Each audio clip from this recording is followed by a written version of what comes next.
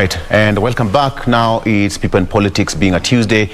Today we want to focus more on voter registration. So far, IEBC has said that the voter registration exercise is rather slow across the country, and that is also a story that has been run on several papers, including the local dailies that we have here. And we just need to, to understand what is happening that is causing most people not to go and register. And according to the newspaper here, Rift Valley tops in new voter registration while Mount Kenya trails. So we just need to understand why most parts of the country are not taking this exercise seriously as compared to other exercises that were done in the past. And now, is it because of lack of civic education? Is it because politicians are not taking their jobs seriously, at least to sensitize their constituents on what is happening? Or is it just that Kenyans are just reluctant and waiting until the last minute? Now, the biggest chunk of voters who are being targeted at this particular point are the new voters. IEBC is targeting at least 6 million new voters, but whether that is going to happen is, with just a few weeks to go, roughly under 2 weeks, and so far they have not hit the target, because as per their target and their data, they are not hitting their mark as per their expectation. So it's going to be a hard nut to crack even for the IEBC itself, even as we head to the next general election. But what could be causing some of these hiccups? The delay, the voter apathy that we are currently experiencing in the country. We are going to be discussing that at length with our analyst here in studio, our able guest and analyst, just to make us understand what is happening and what is this mystery about the youth. Why are the youth so much, in sharp focus every electoral cycle, that each and every politicians are just now yearning and gunning for that powerful youth vote? Why not the rest? So we are going to be discussing that later on in the next 1 hour, so that we just need to understand why you as a Kenyan need to go and register as a voter, or better still, if you have registered, you need to confirm whether your name is on the voter register list. That is quite important. We've had so many scenarios where you go to vote and then you're being told that, your name was transferred from polling station A to polling station B. And that distance sometimes causes a lot of confusion. That is the point that you realize that most politicians now start accusing each other of ferrying voters from one particular venue, one particular polling station to the next or to another, and that brings a lot of confusion during election period. So we just need to understand what is happening in the country and whether IEBC will hit that mark at the end of this exercise, or they are going to swallow the humble pie and say we did not make it, and this is where we are at this particular point. Remember, even the diaspora vote is also being considered, how it's going to pan out, and soon we are going to be getting that particular data from IEBC once this is done and completed. Thank you. And now in studio I have got Wakili who is with me, Wakili Warungu Mwangi. Wakili, good morning. Good morning. It's been a while. It's been a while. I must admit that finally I'm happy to be back home. Karibu sana. I like the word. Karibu back home. Karibu sana. And Joseph Muthama, who is a governance expert and public education and training officer. Karibu sana to the show. Thank you. Thank you. This is the first time. This is my first time. How do you say karibu in Kikamba? Umodoche. Hey. Oh, talk to them in Eastern. We say umodoche. All right. Welcome to the program, as well as on the other side of studio I have one gentleman, Waititu. Waititu, good morning. Good morning, Victor. Karibu sana. Asante. Yeah, there you have him. So today we are going to talk about the youth, and just to understand why, from Juja is in central Kenya, and so to speak, allow me to start with you by default. Waititu. Yes. Why the voter apathy as a youth? I think we are not motivated to go for registration, and I also think that personally the people who are supposed and are mandated to create a euphoria for voter registration are sleeping on the job. Right. And as an advocate, youth advocate in the that particular area and region, yes, have you taken your time to do civic education? Yes, I've also been trying to go through media and door-to-door campaigns, trying to urge everyone in the youth at large to register as voters, because our vote is actually very, very, very important come the coming general election. But however, the people who are supposed to be sensitive, I've not seen adverts and, you know, IEBC doing media, you know, doing adverts, doing road shows on voter registration. So it is happening like it is a silent job. Yeah. Yeah. All right. So let me bring in Joseph Muthama here as a governance expert. Make me understand, why the voter apathy?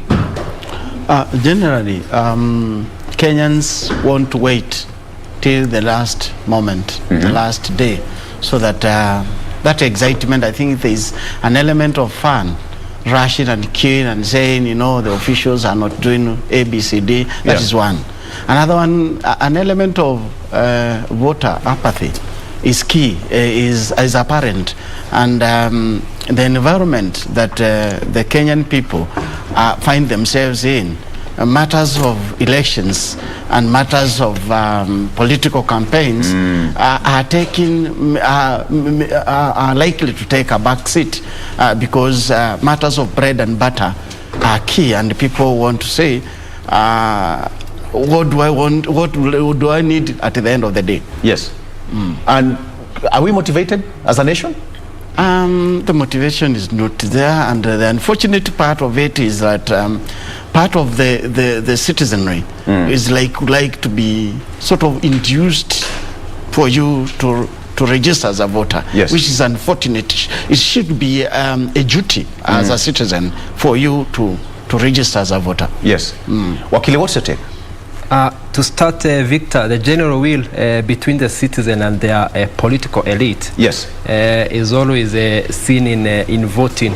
That's where you get an opportunity to sign a contract, a social contract of 5 years between yourself, your MP, your women rep, and your president, so that he can manage the resources that are mobilized by KRA. So it's very sad to see people are not really willing to take to register for voters, and it's a sad story because you will not get that opportunity. But coming back to your question, why we are having the voter apathy, for me, I would view voter apathy as a political strategy, and especially it's happening in Mount Kenya. You find in a way that for now Mount Kenya, they don't have what I would call a substantive candidate.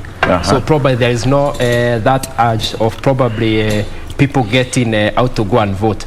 Secondly, the most important thing, people have been probably frustrated by either the current or the past regime, in a way that people now don't get the incitement to go and register for vote, and probably to get to vote, like say, in the general election. So there are a lot of issues coming out, but I think the most important thing nationally probably to the frustration. And I normally say a Kenyan citizen or a Kenyan voter is an irrational and emotional voter because of many frustration and many things that he or she is going through. But in the Mount Kenya, it could be a voter apathy, it could be a political strategy by certain Mount Kenya political elite. Yes. Yeah. Munyua, just to ask you, are we a frustrated nation? Yes, we are a frustrated nation, basing on the fact that we are actually a frustrated world, basing on the fact that we've just come from COVID, and we all know how the recession has been in the economy globally. But I would like to agree with the gentleman, because it seems like it is a strategy by some of the Mount Kenya leaders to ensure that we have politicized so much the moment that it has actually become going for registration is breaking a rule. So I think the same way when we have campaigns and all our leaders are on ground telling us to go vote, even during voter registration, we should have them, we should see the county governments engaging the youth and engaging the masses to go and register for the voting registration. Muthama, perhaps we can talk about the civic education. IBC, to some extent, we can say that did not do their job diligently. Don't you think so? Yeah, one of the functions of the Independent Electoral and Boundaries Commission is voter education. Yes. And from my point of view is that voter education and generally civic education in this country has been done haphazardly and has been done during the euphoria time. Yes. When my colleague, the advocate here, is saying when the rationality of the citizenry is at the high peak. And so voter education or civic education at that time is like an exercise in futility.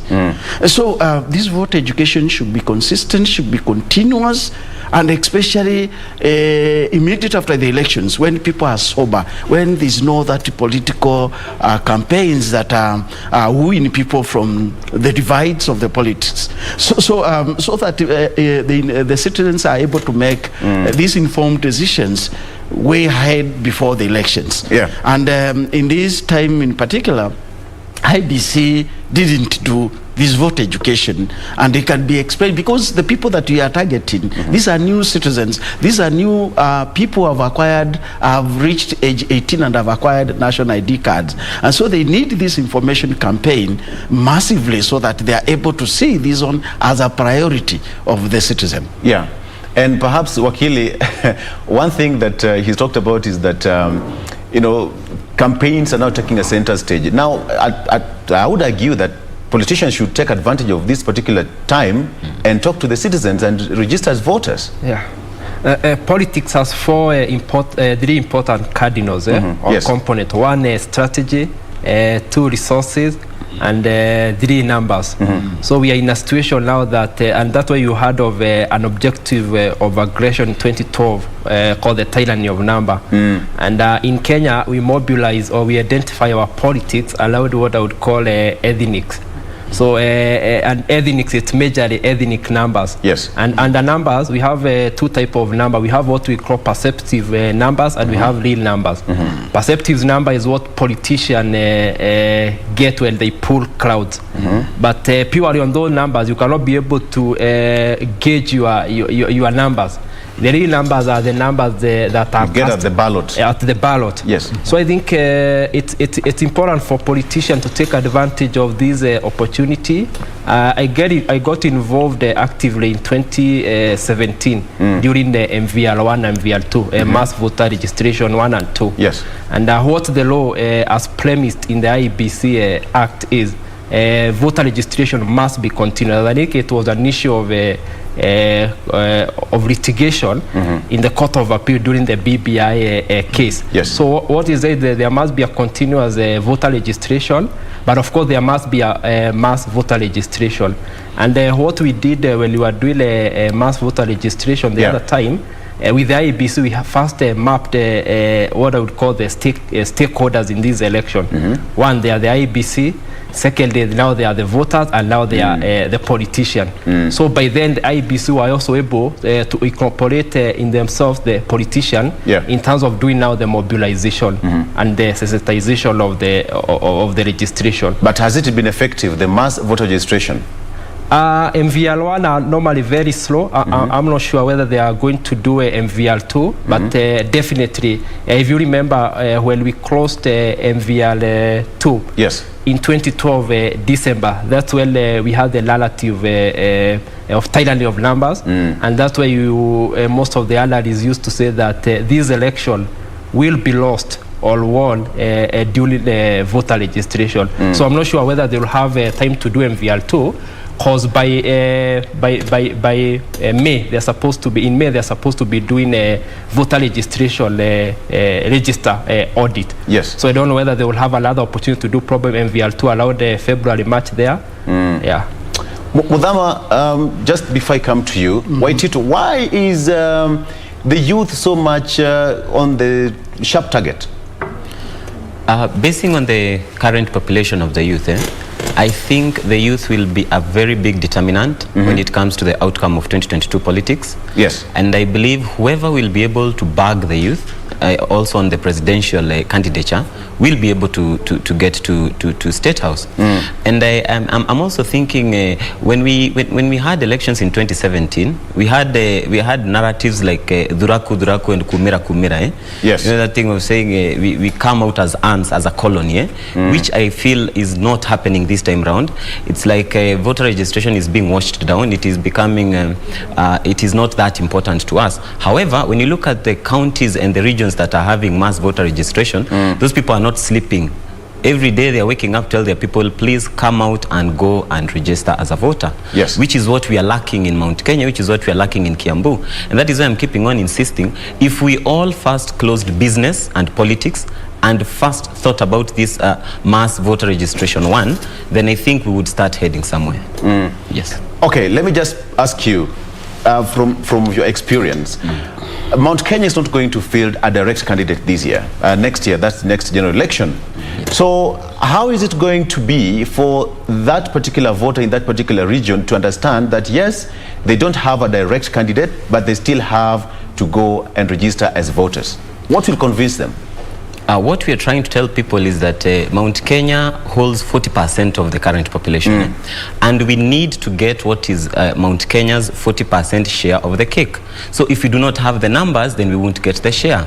We want that when it's coming to the architecture of the next government, yes, we want to have 40% of that government being structured and coming from Mount Kenya region. Because we all know Mount Kenya runs the economy of this country. If Mount Kenya is dead, then we do not have an economy as Kenya. So we are trying to convince the masses and tell them we need these numbers so that we can have a bigger bargaining power. Whoever will be the president. However, I'm still thinking that it is quite early to determine we might not front a candidate. You never know what is cooking. By the time we get to December and next year, we might just have something. So it could be political strategy. It is. Politics is about hiding your cards. You don't display your cards on the table. Yes. So people might be thinking Mount Kenya, we are sleeping, and then we will come out strong. Yeah. Yeah. Somebody said that in politics is like going to war. You don't show your opponent your next move. It is just like ambush. It's like a game of poker. Yes. You just don't place all your cards on the table. Absolutely. You need to hide some cards and know what you're taking home. Muthama, why is the youth so much in sharp focus? One, of course, the stage itself says so. There's what they want. They want employment. They want to advance maybe their career. They want to... Matters of bread and butter becomes key for them. Yes. And so I will not be so much hard on them. If at all, they would want somebody to bankroll them to go for voting. But also, this exercise of voting is, for me, unnecessary duplication because the arrangement or the systems and the mechanism of registering Kenyans as citizens should be served as sufficient and serve as a double arrangement for one to acquire the citizenship through the ID card and also to become a voter. So this wastage of resources and wastage of time. And I would really want the policymakers to harmonize and the legislators to harmonize the two exercises so that we don't spend our meager resources on duplication. Could it be because they don't see youth at the top? That's why they're feeling, somehow, lack of motivation in them. One, it tells because the numbers of the youth should send a very signal, very serious signal to the policymakers, to the government, to any department of government that is giving services to the people, that this constituency is so big that cannot be ignored, that every effort must not be spared to reach out to the youth so that they're able to register. And like the advocate said, this is a social contract. Yes. And this social contract will lose meaning if at all the parties to this contract, they are not playing their rightful role to them. And so we need to hammer the point. We need to take the message to the young people and say, if at all you want to shape the destiny of this country, you must take an active role. Outside that, then you are just a voiceless gong. Yeah, a voiceless gong. I like that. Wakili, at the end of the day, come next year, people will go and cast their vote. But as a nation, something is amiss somewhere. Perhaps if you could just go back and see or just reflect what happened in past general elections and now be heading to the next one, the country seems not to be so much in a hurry to get to the next poll. Don't you think so? I probably so. Sometimes it was seen also to be a political strategy to delay election, probably before BBI had ceased. But I think certainly yes. But I think you can only stop this election pursuant to Article 102 when there is an external aggression, and the aggression should not be from within. If two communities are fighting in Kenya, it's not a substantive reason to stop or postpone the election. And it's normally pushed for 6 months, then another 6 months. So it's a period of 12 months. But when we have an external aggression, probably you can slow it down. But we should also look this one. I'll give a comparison of what happened in DRC Congo with Joseph Kabila. You remember he suspended the election with the result that there was no sufficient fund probably to conduct the election. And by then external donors tried funding the election, but he also blocked them. This was a political strategy for him to continue staying in power for 2 years. So certainly yes, there could be such strategy to delay the election or to do some frustration. IBC was asking for 40.9 billion. There are still 14.5 billion that has not been remitted to them.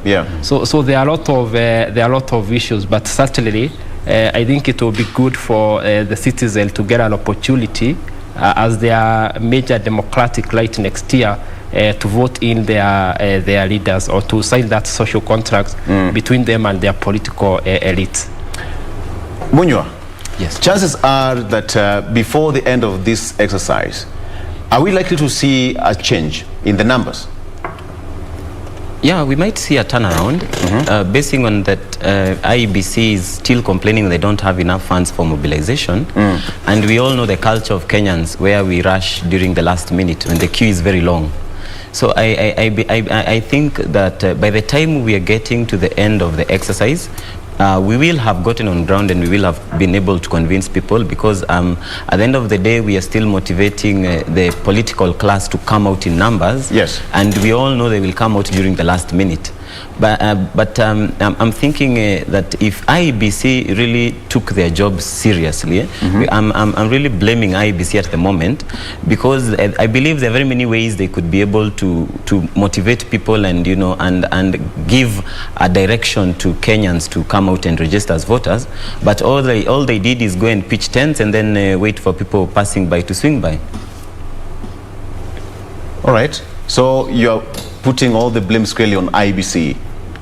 I'm not putting the blame squarely on IEBC, but I think they play a 60-70% role in the exercise. Absolutely. Okay, so let's just take a break, and when we come back, we just need to understand, what's in the brain of IEBC.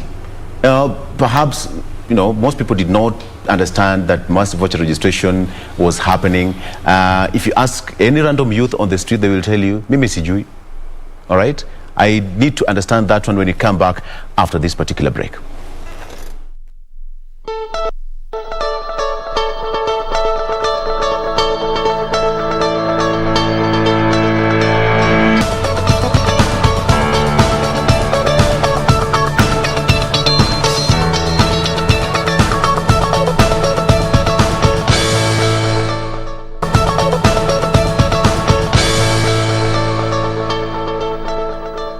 And welcome back.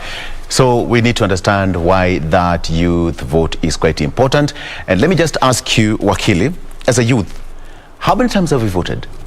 For me, I think I've voted thrice, and that's it. I've voted thrice. Okay, let me focus mostly on Mount Kenya.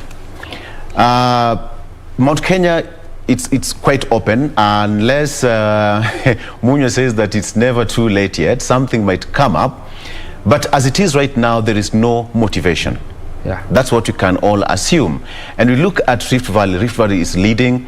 And worst of all, is Samburu County is leading. Why so? Starting with you, Munyua. Well, I think, as I said earlier, the people in Samburu, as I can see, Samburu, Elgeyo Marakwet, Wajir, West Pokot, and Mandera are the ones which are leading. Yes. There is a lot of work being done by the local leadership and mobilization and all that. And not forgetting that we should also not entirely blame Mount Kenya, because we know residents and people from Mount Kenya are really hardworking, are very hardworking. Yeah. So at the end of the day, these people are trying to come out of the COVID recession. They are trying to make ends meet. And so it seems like Mount Kenya is not very political at the moment. And what they are currently considering and working on is putting bread on the table. So at the end of the day, their normal culture of rushing to the last minute. And that's why I've said that Mount Kenya has its own cards up their sleeves. So we should not really assume that there is no motivation. At the moment, they are thinking it is early, we still have a few more weeks to go. So at the end of the day, we will get there, and I am sure we will get there. That sounds like more of a Kenyan. At the end of the day, tutafika too. We're waiting for the last moment. And perhaps that's what Muthama was saying before we went on a break, that, we're waiting until that last minute, 2 days to go. And then, lines on a particular, the other side, people are, IBC, we need more time and this and that. And I think just before you even continue, you people go out there and register. There is enough time right now. It takes you less than 10 minutes, confirm your documents and your credentials, and you're good to go. Then you go back to Biashara. All right. So, Muthama, why is Nyanza not motivated? Okay, at least now, well, ODM leader has not openly declared his candidature, but from all the signs, chances are that he'll be on the ballot. But why is Nyanza not leading in the park?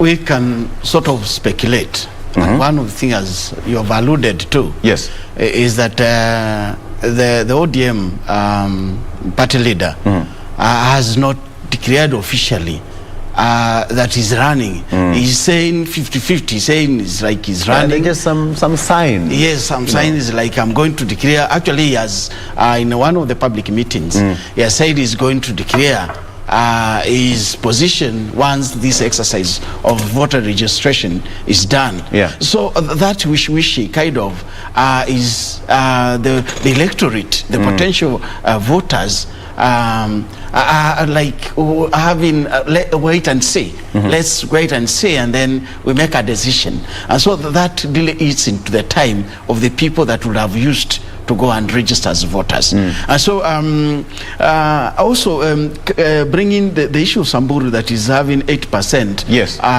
registered vote, leading, and Nairobi has 2%. It must be a concerted effort, a multi-stakeholder mobilization that we cannot afford to leave it to the IBC. And I've got soft spot. I was one of the applicants as a commissioner for the IBC. Yeah. So that we cannot leave it to IBC to do this assignment. All of us as citizens of this country must urge the young people to go and register. And for those that have registered, must go and check their status, whether they are still appear in the register, so that the process becomes faster and is able to serve the people at the real time. Because we are spending money, public money, and of course the IBC has not gotten the money that requested from the exchequer. Yeah. But we must make use of the available time and the resources that have been set aside. Okay, Wakili, what do you think makes IBC to have sleepless nights, Chebukati and the entire team? Too, I think it must be stressing for them because of the target they have put in terms of registering. But I think Chebukati alluded the other time of 3 or 4 challenges they are facing.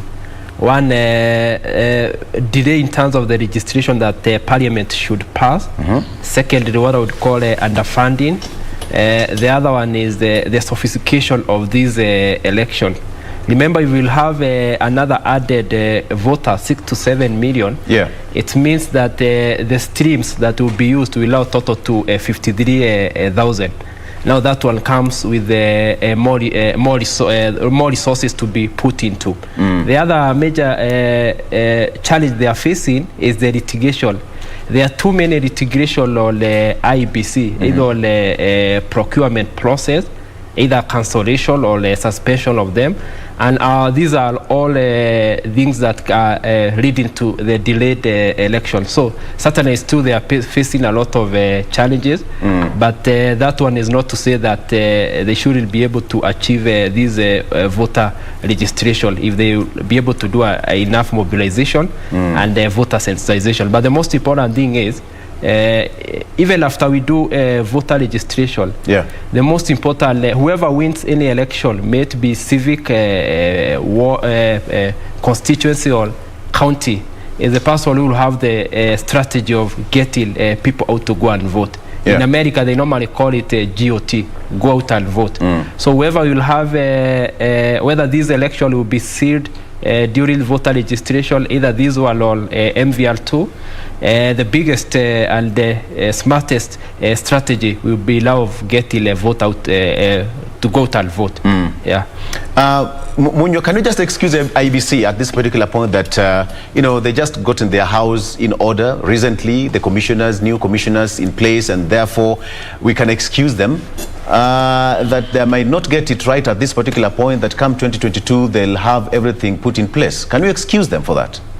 Yes, we should definitely excuse them. Much as we're putting a lot of blame on them and telling them that it is their burden to make sure that voters are out here and are registering. However, we can cut them a bit of slack, because at the end of the day, they have just come from their own internal wrangles, and there is no house that is 100% clean. But I'm also proud of what Chebukati is doing, because at the end of the day, he's trying to put his house in order. However, even as much as he's putting his house in order, we don't have time. And so if we don't have time, then we need to work and burn the midnight oil and make sure that we deliver. And then when it comes to 2022, I believe their house is in order. And I believe they'll carry out a credible elections by then. Okay, allow me to understand this. Make me understand what's in the head of a Kenyan youth who is applying to vote for the first time. When we got on ground, there is a euphoria that has been there, where money has to exchange hands for something to be delivered. And it is what we are trying to tell the youth, that it is not always about that 1 shilling that will be given for you to do something. Because if you go on ground right now and you tell youth, there is the voter registration station, and they'll tell you then if you want us to go, then in Kikuyu they call it burning the gum. So they'll tell you, please put something in my pocket so that I can go. And this will also be a major challenge when it comes to 2022, because even when it comes to 2022, we will have to, as my brother has spoken about it, we will have to ensure we know the methodology of which will take a voter from their home to the voting station and back. So even when it comes to voter registration, we need now to come back to our senses and tell each other that we need to know how we are going to get this non-registered voter from point A to the registration point at point B, because we cannot ignore the fact that people are really demotivated when it comes to voter registration. So IEBC should start architecturing, and also our politicians and some of us should start architecturing ways of ensuring, especially when it comes to the Mount Kenya block, which is very demotivated, to ensure that we are being able to ferry youth from point A and take them to registration. However, also IEBC should take advantage of the Form 4 leavers who are actually in school, so that when they're registering for their identity cards, let us register them as voters. Let us not wait for that particular moment when you now need to take them from wherever they are working, from their border business and the saloons, to now tell them, now go and register as a voter. Yet at the end of the day, when you're applying for your ID, you apply for your ID and you state where you come from, your location, your sub-location, your clan. So it is very easy to identify with a polling station when you're registering for an ID. Muthama, I see you nodding with affirmation. Yes. For sure. We must be innovative. If at all we want to be successful. We must explore opportunities in the technology, and maybe make it user-friendly, where the potential voter can register online, and then the rest of the particulars can be processed by the commission at their convenient time for the voter and for the commission. That will really make may increase the numbers. And as Munyua is saying, there are so many other opportunities, like in the schools and colleges. Of course, the IBC are tapping into that. So we must even coming up with with the mobile registration, will really speed up and increase the numbers that we want to take part in the next general elections. Perhaps at this the best particular opportunity for politicians to take advantage. Every Sunday they go to any function, they should come along with all the IBC officials and register that today I'm going to Church A, Church B, do mass voter registration. Perhaps that can also work. Yes. Just make me understand again, what is in the head of a Kenyan voter, youth, more so? I think also drawing from history. Yes. You see that participation in the elections at times doesn't translate to material or any sort of significant gain to the person, of the young person, of the youth. And so there are questions that may be happening in their thinking that what do I stand to gain directly? That I'm going to vote candidate A, candidate B, MCA, MP, all these. What does it translate to? What do I gain from this? And that element can come out from voter education, a series of voter education, civic education, and the appeal to young people that the only way to make your say, to make your decision is only through, to influence policy formulation and legislation, is for you to be an active citizen through voting. Wakili, you know, it's quite interesting that when it comes to any electoral cycle, is the youth that is usually being targeted. And when you look at even at the violence, it's always the youth. You know, a majority of old and adult Kenyans are always, left aside. So perhaps the youth can argue that, okay, we are being pushed to go and registered voters, we vote, but then when it comes to that direct gain, they don't see anything.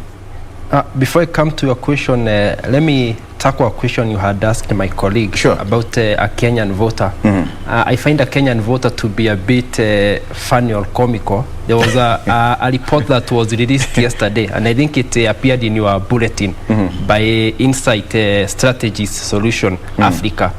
And they did their survey on 2 dimensions, one development rating and what is called approval rating. And you see in Mount Kenya, and for the case of Kiambu governors, because I think they had done, they did rating for governors. Kiambu governors was good in rating in terms of development, but the approval rating was a bit poor. And this was a governor that has been there for almost a year and a half. And the same case with the Nyamira governor.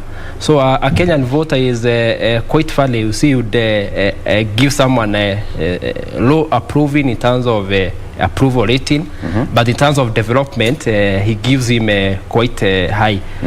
Coming back to your question on youth, yes, youth are what we call political constituency. In Nigeria, there are 2 types of political constituency. There are the Christians and the Muslims, and power keeps rotating between two those constituency. In Kenya, we have women as a political constituency. We have ethnicity as a political constituency. We have youth as a political constituency, and probably we have even person living with disability. Right. And you find even in Kenya, most of the political narrative or campaign narrative are coined around 2 issues in past. One, unity. Secondly, youth. And it's only this election we are seeing the appearance of now the economy. And that's why you hear of a generational change. So the youth are the majority. That's why you hear being a bigger political constituency, they are automatically the target of many politicians. Right.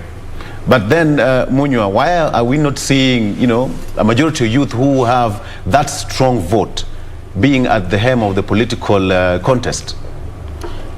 Victor, as I said earlier, we have already architectured the current youth to believe it has to be financially motivated for them to give results. Yes. So, and we cannot ignore that fact. And I would like to agree with that gentleman that we should have innovative ways that current youth can be able to follow. For example, we saw M-Pesa coming in and the online banking platforms. So if you can operate your account from your phone, I really wonder why you cannot register as a voter online.